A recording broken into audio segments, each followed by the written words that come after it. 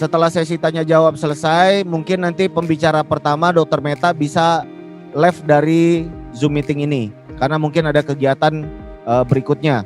Jadi intinya sih sebenarnya komunikasi juga ke pasiennya karena pasien yang kita hadapi ini juga belum semuanya tahu ya mengenai COVID itu seperti apa, bahayanya seperti apa. Seperti pengalaman saya di Kudus ini selama 7 hari juga kita harus komunikasikan kepada pasien. Memang harus kita edukasi.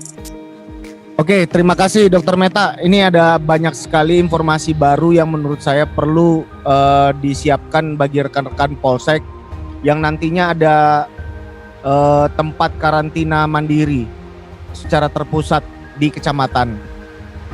Yang pertama yaitu harus adanya komunikasi antara petugas yang jaga di sana dengan pasien. Disiapkan juga alat pengeras suara ya sebagai sarana komunikasi antara pengelola tempat isolasi dan para pasien.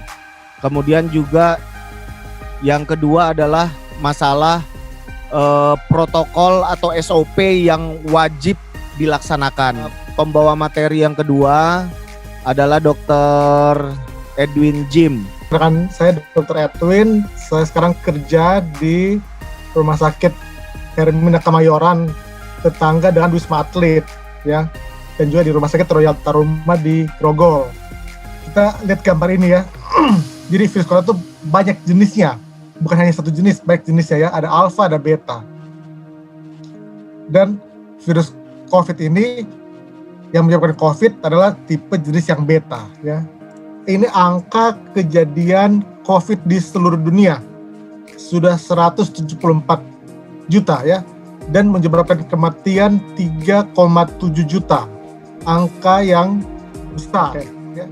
Jadi kalau di Jakarta sekarang itu di atas 18 tahun bisa divaksin ya untuk AstraZeneca, di atas 18 tahun, jadi sampai orang lansia pun bisa.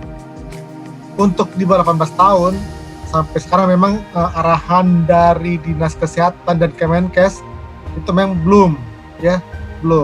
Tetapi di luar negeri itu ada yang di atas 13 tahun sudah diperbolehkan, di atas 13 tahun ya.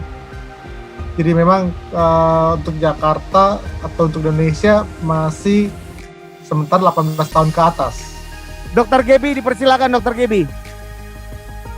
Perkenalkan, sebelumnya saya Dr. Gebi Syahaan, saya dokter relawan penanganan COVID-19 di Rumah Sakit Darurat COVID Wisma Atlet Kemayoran yang bertugas sudah sejak Juni 2020 sampai saat ini. Saya aktif menangani kasus COVID-19 di ruangan IGD dan ruangan intensive care, yaitu di ICU, HCU, dan IMCU. Jadi saya lebih fokus di kasus-kasus dengan gejala yang sedang sampai ke kritis. Ya, saat ini memang kita sedang mendapatkan tambahan lagi varian mutasi dari COVID-19, yaitu varian Delta Plus, karena yang sebelumnya yang kita dapatin adalah varian yang Alpha, sekarang ini yang Delta, gitu ya, Delta Plus yang merupakan hasil mutasi dari K417N, dan ini merupakan mutasi protein spike yang menyebabkan virus masuk dan menginfeksi sel manusia. WHO yaitu Organisasi Kesehatan Dunia menetapkan B1617 ini dan turunannya menjadi varian yang menjadi perhatian pada tanggal 10 Mei kemarin. Virus COVID-19 ini ketika dia berada di udara bebas itu 5 jam Pak.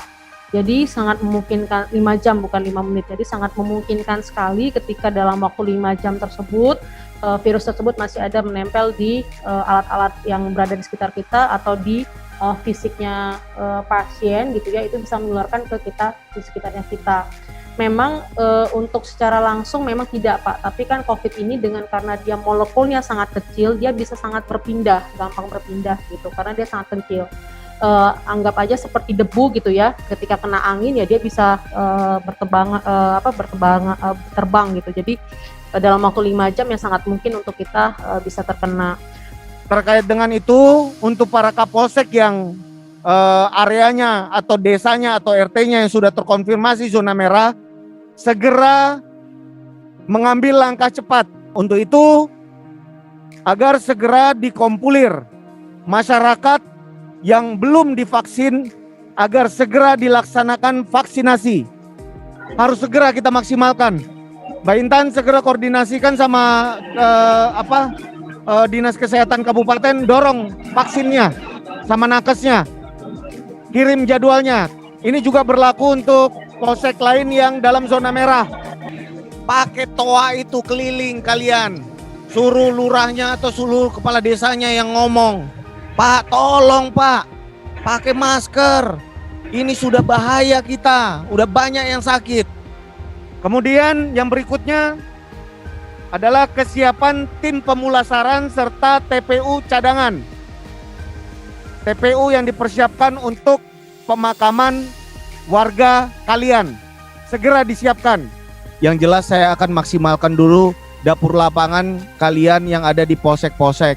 Kabakren, kalau memang dapur lapangan di polsek nanti ada dibentuk, kemudian ada tempat karantina itu di sana dan sudah ada isi pasiennya dan cukup banyak, nanti dari Polres akan membackup untuk dapur lapangan di tempat karantina di polsek.